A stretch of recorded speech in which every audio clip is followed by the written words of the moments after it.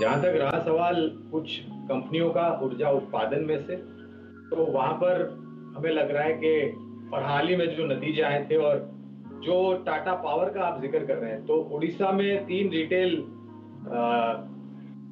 Electric distribution का कारोबार उड़ीसा में इन्होंने अधिग्रहण किया, जहां पर 11.7 मिलियन कस्टमर बेस जुड़े हैं इनके पास। और सोलार पावर में इनकी बहुत बड़ी योजना है संपूर्ण भारतवर्ष में जो कामकाज करने की रणनीति है वो उतारने के लिए नए पैमाने पर।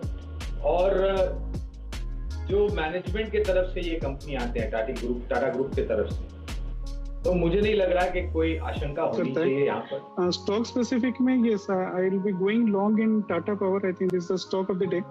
130 सी अभी अराउंड 450 के लेवल पे चल रहा है।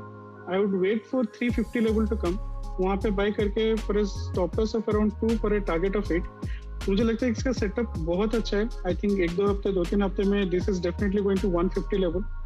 बट ये मोमेंटरीली मार्केट के अप एंड डाउन से थोड़ा वोलेटाइल हो सकता है, but at the same time it is definitely going to 150 level. इसमें RSI is more than 70, price and OI is high of the year. OI में long addition हुआ 8% which is significant. 130 में थोड़ा डिसेंट कॉल राइटिंग है। एक बार 130 का level चला जाएगा तो it won't face any resistance till 140 में भी। एंड 110, 15 एंड 20 लेवल पे काफी सारे कॉल अनवाइंडिंग हुए हैं। So that gives a confidence कि मतलब call writers are not anymore kind of comfortable writing this levels.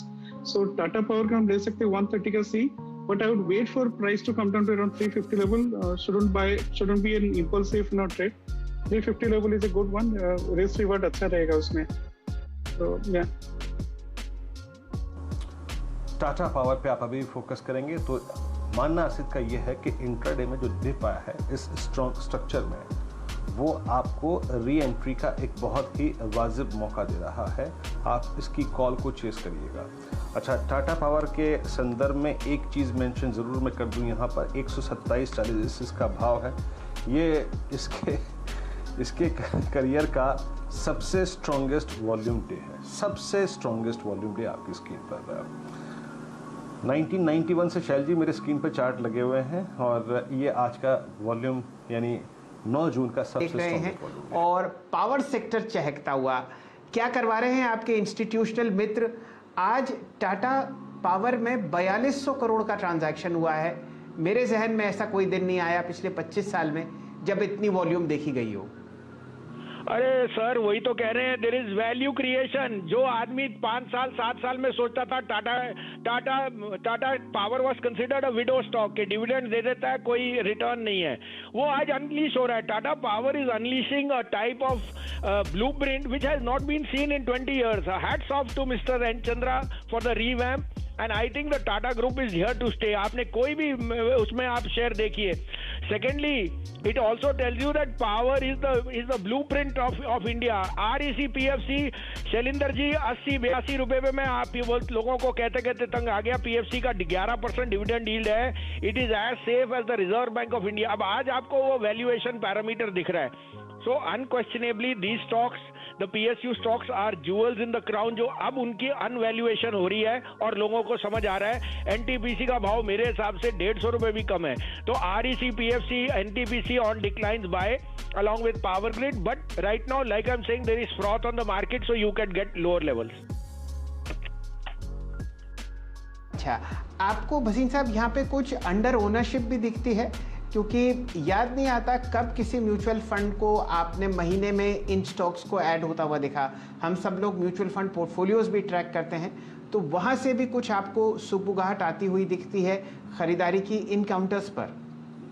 बिल्कुल, आपने you hit the nail on the head. क्योंकि कोई भी फंड मैनेजर होता था बोलता था PSU से तो मैं बहुत दूर हूं, और उसका अंडर परफॉर्मेंस ही PSU और मेटल्स ने किया है। कोई 350 पे टाटा स्टील लेता नहीं था, लेकिन जब से मिस्टर झुंझुनवाला ने 700 पे आके एक टिप्पणी दी, मैं तो बहुत पहले से, उन्होंने कहा 700 रुपए पे टाटा स्टील 7 टाइम ट्रेड करता है, जबकि 28,000 पे श्री सीमेंट 40 टाइम ट्रेड करता है। Why should Tata Steel be 1500 rupees?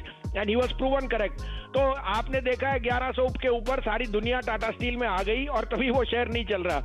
लेकिन ये शेयर बाजार है, पीएसयूज में जो अंडर परफॉर्मेंस था मेरे हिसाब से खत्म हो गया है, और 2-3 साल के लिए जो सबसे बड़ा वेल्थ क्रिएटर है वो पीएसयूज है। साथ में गवर्नमेंट ने अपना निर्णय भी दे दिया, we have no business to be in business.